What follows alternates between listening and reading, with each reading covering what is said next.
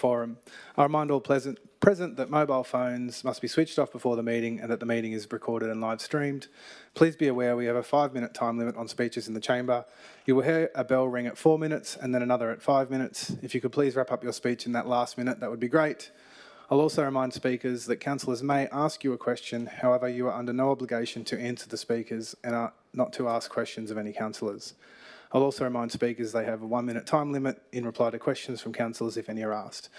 And lastly, please stick to the topic of your item in the agenda so that I don't have to bump you back on course. With that, we first have Jonathan Hayne from EG Property Group is speaking against the recommendation in item 9.2, Mittagong East Investigation Area.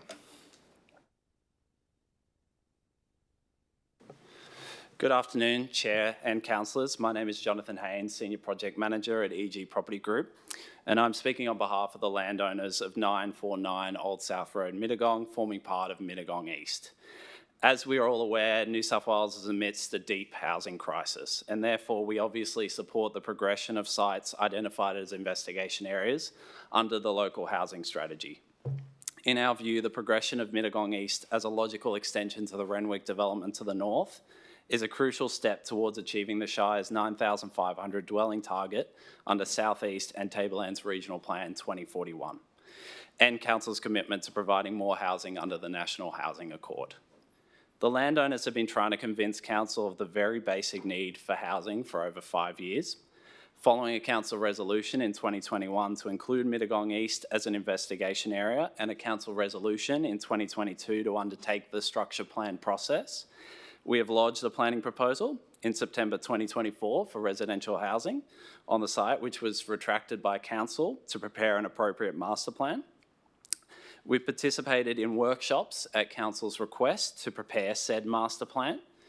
We've provided the updated master plan based on Council's comments for 660 residential lots in January this year. We've written to Council in October this year to suggest zoning and minimum lot size controls for said structure plan as well. So the master plan that you can see on the screen today that we prepared in consultation with a landscape architect and with civil engineering is crucial to deliver Council's outcomes in the local housing strategy. The master plan achieves the following required by Council and the LHS. It provides greater housing diversity. It integrates improved open space. It advocates an infrastructure strategy capable of being delivered in multiple different stages. It protects the area's natural and heritage values. It retains riparian corridors and woodland in the north. It integrates parklands and open space. It provides a landscape buffer to mitigate any visual impact from Renwick or Old South Road, and adds new recreation areas including a new sport oval and multiple linear and pocket parks off Bong Bong Road. The master plan is completely in line with that local housing strategy. It will provide for a mix of housing types and responds to Council's demographic challenges, particularly to provide more housing for young families and those people aged between 18 to 35. Council's concerns in relation to the constraints on the sites have been thoroughly investigated by us and mitigated as part of the master plan. These include preliminary site investigation, environmental assessments, heritage and landscape visual impact, which we note shows limited visibility from Old South and Renwick, a flood impact risk assessment, bushfire risk assessment, comprehensive infrastructure servicing strategy, transport and traffic assessment, and urban design and landscaping master planning. According to the detailed expert advice that EG has commissioned, Mittagong East can be fully serviced and the proposed development will not impact on the local road network. Water, sewer, power and communication services can all be delivered to the precinct in a timely manner to provide new dwellings in a staged, logical manner. The 660 lots can be included as part of the interim servicing strategy that you are considering at this meeting, which is planned for completion in June 2026. I remind you all that the current Council resolution of 26 February 2022 required that this structure plan process be undertaken in consultation with the community. We have tried to progress the Mittagong East site with Council and have already invested over $500,000 in planning and technical work to confirm all the technical outcomes relating to serviceability and traffic outcomes for the land in a collaborative manner with Council. It is our view and that of our consultants that the site can be progressed immediately to assist council in meeting its own local housing strategy. I commend the inclusion of this site in the local housing strategy and looking forward to working progressively in a collaborative manner. Thank you. Thank you very much. Any questions? Councillor Russell. Oh, sorry. Thank you for your information. Have you looked at Council's integrated transport strategy incorporating into this design at all?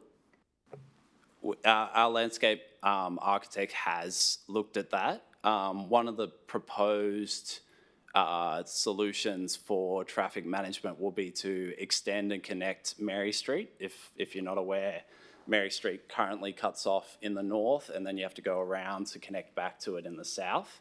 So we would be proposing to connect Mary Street along the development and have access to the development off Bong Bong Road and Mary Street with no access off Old South Road. Thank you. Should Council be of a mind to look at this, what would be your feelings about creating pathways between some of those dwellings, just to make sure that there was, that principles of walkability in and out of the development were secured rather than someone having to walk for 45 minutes on some of the ends? We can definitely consider that, and I can go away to the traffic engineer and the landscaping master plan and have a look at walkability of the site. A lot of what we've proposed is to create a couple bicycle lanes as well, so it's easily accessible on the roads. But yeah, I'll have to look into walkability if we were to proceed with this master plan, yeah. Thank you. Any other questions? Councillor Moylan. Thank you, Mr. Hayne, for coming along today and contributing to local government. Is the proponent a client of your company? Yes, yeah, we are engaged on behalf of the southern owner of the lot. There's 3 separate titles as part of this development. Thank you. Councillor Moylan. And who is that proponent that you're engaged by? The owners of 949 Old South Road, which is the Martin Webber family. Thank you. Councillor Farrell. Just having a tech issue. Okay, no, thank you very much. Appreciate it. Next we have Mr. Raymond Curry speaking against the recommendation in item 9.8, Code of Meeting Practice.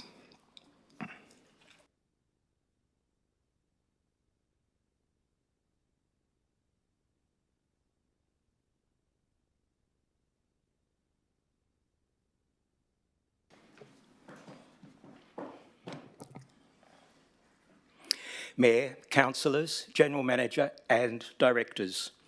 My name is Raymond Curry and I'm speaking on agenda item 9.8, Code of Meeting Practice. I'm presenting 6 items. Firstly, on behalf of many residents, thank you to staff and especially the governance ladies for the removal of clause 5.35. It is acknowledged that the intent of this clause is covered in the webcasting document, so therefore it serves no purpose. Secondly, clause 3.10 limits the notice of motion to 1. Councillors, it is suggested that this limitation be removed. This is because, firstly, there is no limitation in the model code, and secondly, it clashes with the legal obligations of councillors in section 232 of the Local Government Act, as well as the mandatory principles of the model code.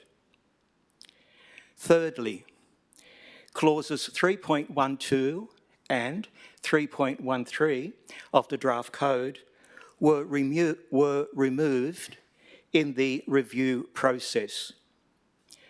Page 5 of Council's submission to the review acknowledges the removal. Therefore, it is curious as to why they have appeared in the draft code. These clauses are redundant as their aim is achieved in clause 3.16. Fourthly, the new clause 3.14 now allows a notice of motion to ask a question about the performance or operations of council. This is a positive step in transparency.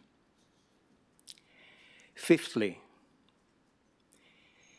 clause 3.33 has made it crystal clear that briefing sessions are no longer allowed. The definition of a briefing session is not found in the Local Government Act or elsewhere. However, the Independent Commission Against Corruption, or ICAC, has a strong interest in briefing sessions. ICAC sees briefing sessions as transgressions against transparency and accountability. In its report into Hurstville City Council, ICAC made 4 recommendations when councillors informally get together. Firstly, that there are clear objectives for the gathering. Secondly, that a record is kept. Thirdly, that councillors not at the gathering need to be informed as to what happened. And fourthly, that the gathering does not make decisions. Whereas the Office of Local Government may not have a strong interest in briefing sessions, ICAC certainly does. Last, many in the community are pleased that clause 10.17 now extends the speaking time to 5 minutes. They are equally pleased that councillors will no longer be able to reduce speaking time. On an unrelated matter, on behalf of many, thank you, Council, for excelling yourselves in the Merry Christmas banners and decorations. The additions of the children's drawings was superb. Thank you. Do you have any questions? Councillor Moylan. Thank you, Dr. Raymond Khoury, for contributing once again to local government. It's much appreciated, and the technical analysis here is on point. Could you help me understand your point around the removal or the addition of 3.12 and 3.13 in the draft code, and how that clashes with the model code? Can you talk to me about that a little bit more? Thank you, Councillor. The model code removes 3.12 and 3.13. During the review process, it was very clear, both in media releases as well as in the actual documents, that 3.12 and 3.13 were to go, but the intent was replaced by 3.16.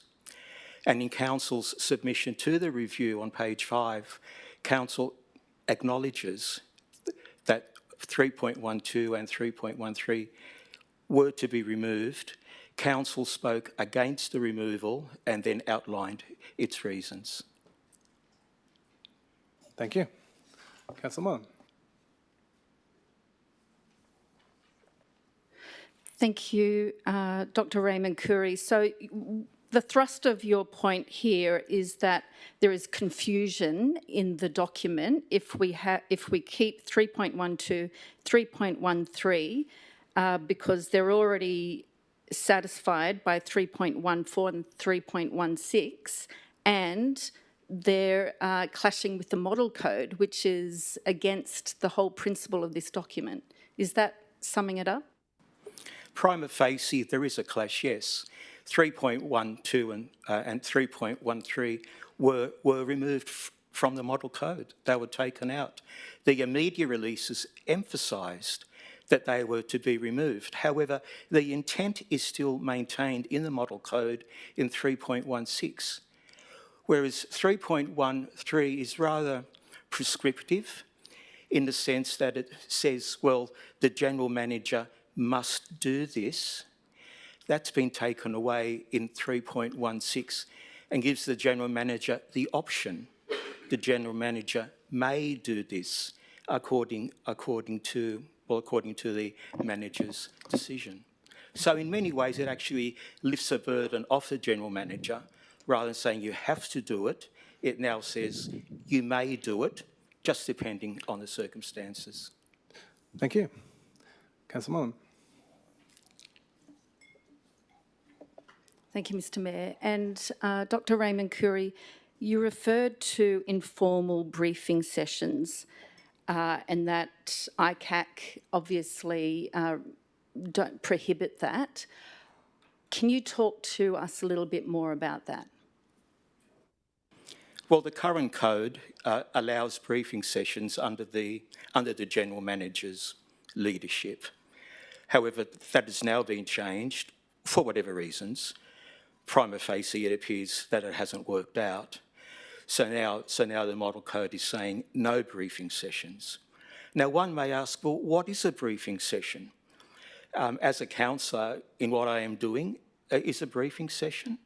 Unfortunately, there is no definition, neither in the Local Government Act, neither the Office of Local Government gives a definition. And if you do a search on the NCAT determinations, there is no answer. However, ICAC has kind of come to the rescue, and in its report on Hurstville City Council, it outlines 4 conditions when councillors informally get together. So it's quite broad, and it says, well, A, B, C and D. Thank you. Okay, thank you very much. Next, we have Gai White from Win Zero, is speaking for the recommendation in item 9.9, Mittagong STP interim upgrade.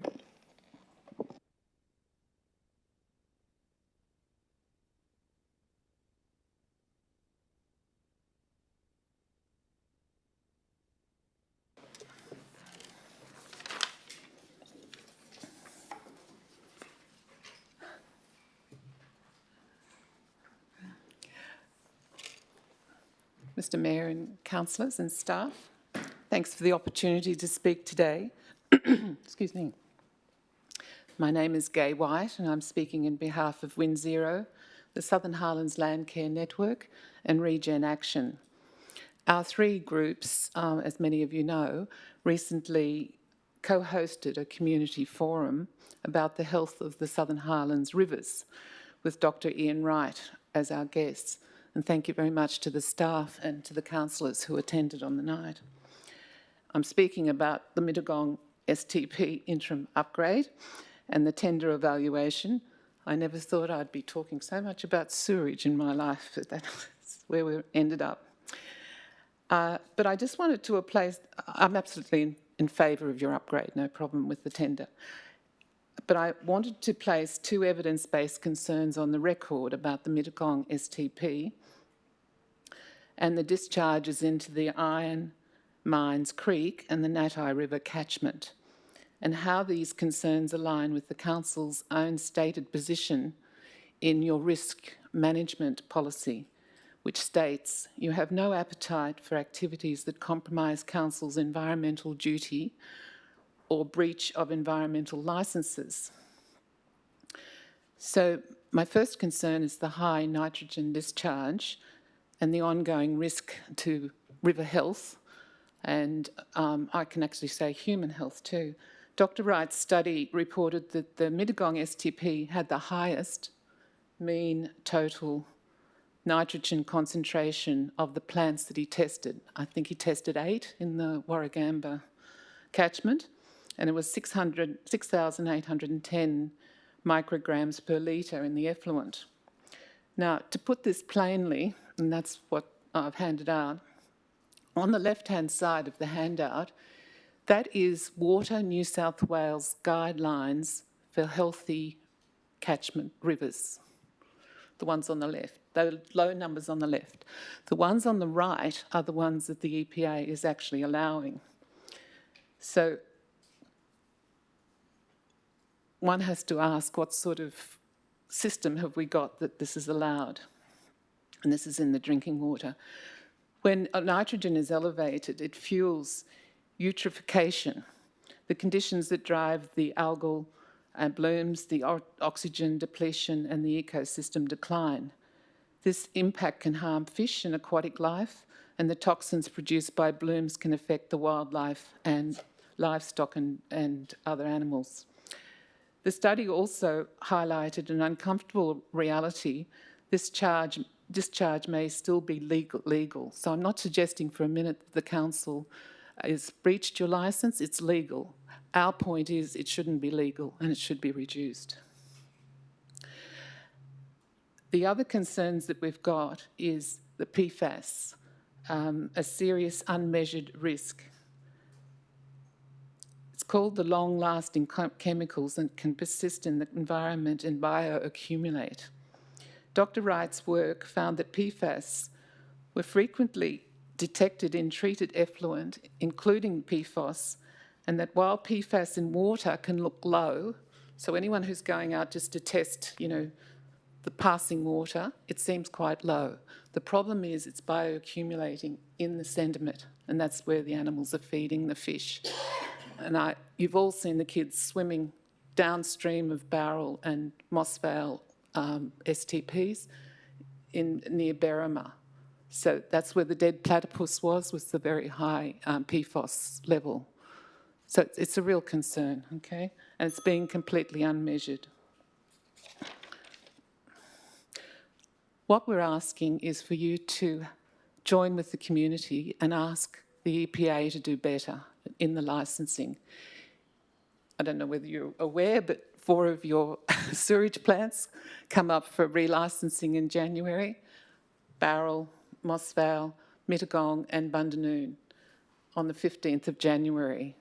And we're asking that the council requests stronger discharge limits of the bioavailable nutrients and that there is monitoring of PFAS and that is put up on the EPA's public register. You're all aware of the class actions in the Blue Mountains about PFAS. You're all aware of what's happened down at Jervis Bay. You now know there's a problem here with this really high level at Berrima with the PFOS. So you can't say we didn't know anymore. So we have to do something. So just ask that you help us do better. Thank you very much. Any questions? Councillor Russell.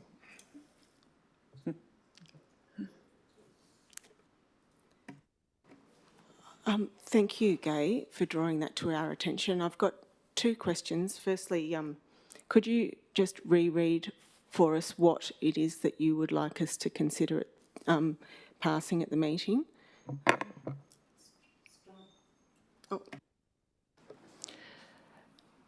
Stronger discharge limits of bioavailable nutrients, so nitrogen less than 1 milligram per litre, and total phosphorus less than 1 milligram per litre.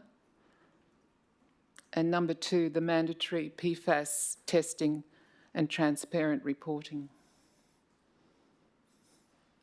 Thank you very much.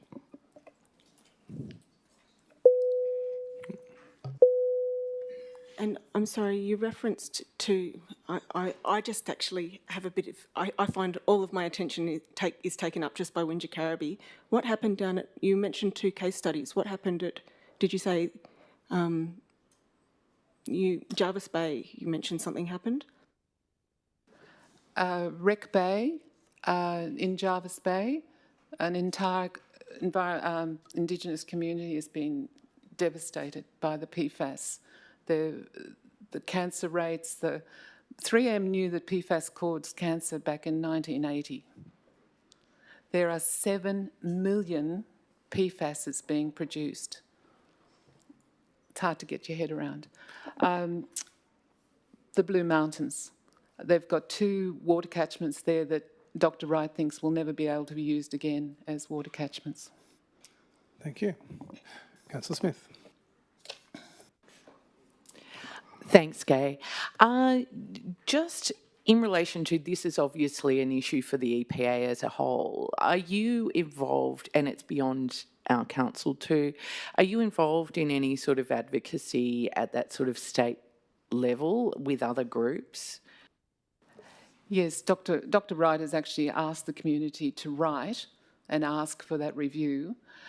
So that's really all the only power we've got at the moment, because once that licence is reissued, it's for 5 years.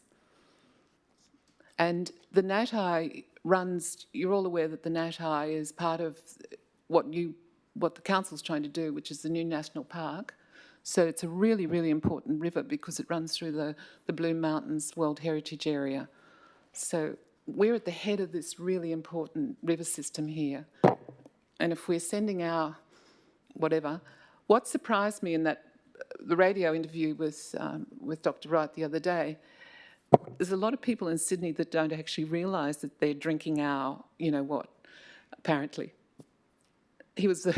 Hamish was very surprised to know that there were 8 sewage plants actually discharging into the Warragamba. Thank you. Councillor Moylan. Sorry, Gay, 2 seconds. Thank you, Ms White, for your ongoing contribution to the community. So I'm clear, you're in favour of the recommendation before us today. However, you would like council to get involved in any way possible to help you lobby on this very important issue for our area.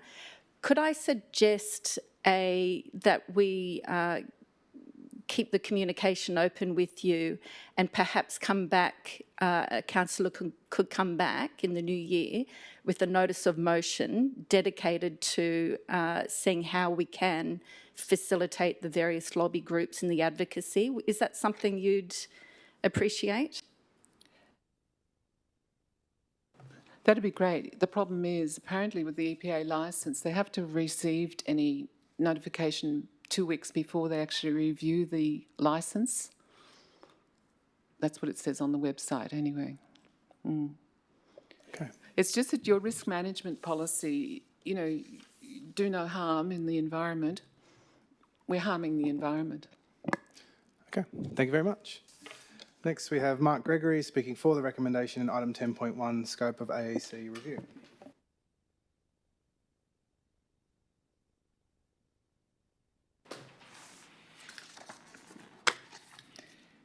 Good afternoon, Mr. Chairman, councillors, council management, ladies and gentlemen.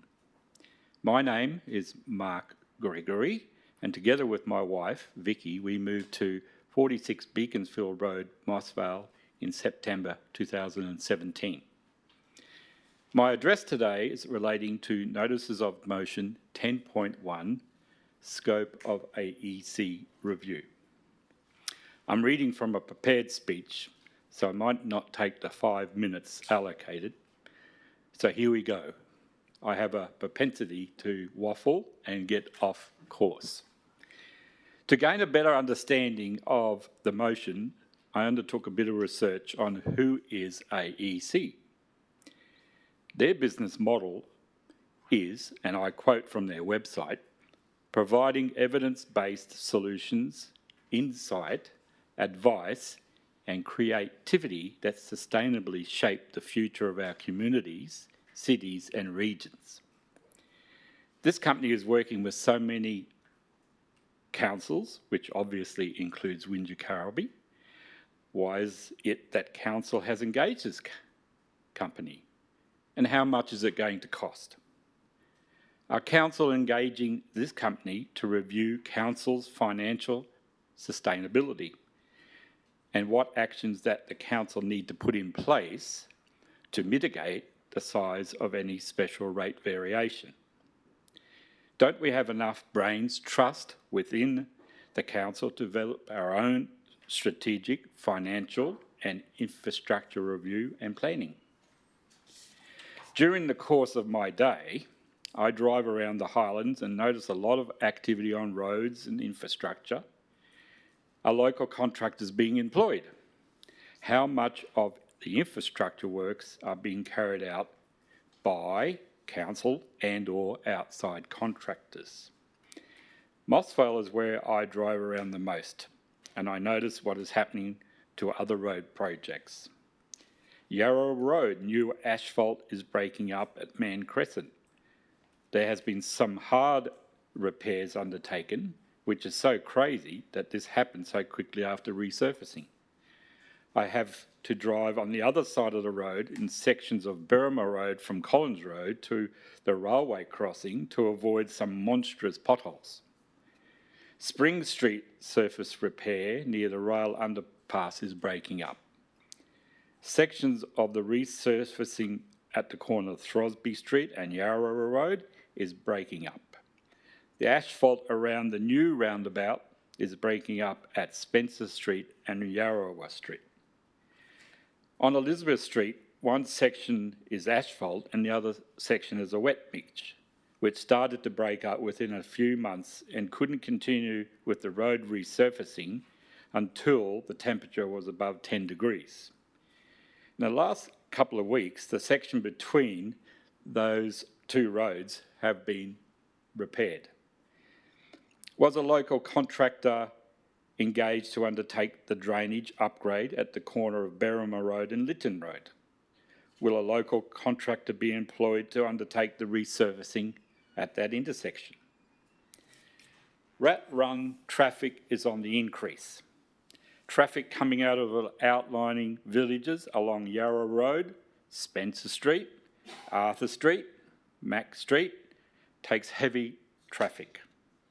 I notice survey markings on Mac Street, so obviously there's something marked for drainage or road resurfacing. Gee, that was quick. Will local contractors be employed for that work? There's a local plumbing and civil contractor working on Parks Road. This is one of the many civil contractors in the Southern Highlands that could be contracted by council. And of course, Old South Road. The first week it was opened, it was wrecked within a week. So obviously the contractor didn't get it right. And now it's broken up again between Range Road and Bong Bong Road. I wouldn't see that as bang for buck. That's crazy. The last newsletter mentions 843 potholes repaired. Were these hard surface repairs or simply was it workers taking bitumen, throwing it down, driving over it to compact it with their vehicles, and then it will only last till the next rain event? Does council have the road construction equipment? I'm pretty sure council will have a grader or graders, rollers, compactors, etc., and make repair. Does council intend investing in road construction machinery and training on roads? Councillors and management work for us, the ratepayer. You are all public servants and you're elected to represent us as fellow ratepayers. Is it that how you want your dollars spent? Do you want to see your dollars spent locally or sent out to people who can't warrant the work? In conclusion, I applaud the current councillors for their approachability, which I couldn't achieve with the previous council before the administrator was appointed. I have established a rapport with few councillors who I communicate with regularly. Mayor Jessie Fitzpatrick has always responded to my communications. Thank you, Mr. Chairman, councillors, management, ladies and gentlemen, for this opportunity to address council. Thank you very much. Appreciate it. Any questions? Councillor Moylan. Thank you, Mr. Gregory, for coming along today and contributing so well to this debate. So I understand what you're seeking. You would prefer that council staff and councillors review our finances. However, if we do continue to use AEC, the consultant, you would prefer that they do, as the notice of motion says, they do look at resourcing as well, and particularly a preference on in-house staff over outsourcing our roadworks. Is that, in a nutshell, what you're after? Yes, that's correct. Okay, thank you very much. Thank you. Okay, the council meeting will begin at, sorry, that concludes community forum. The council meeting will start, get my words out, at 3:30.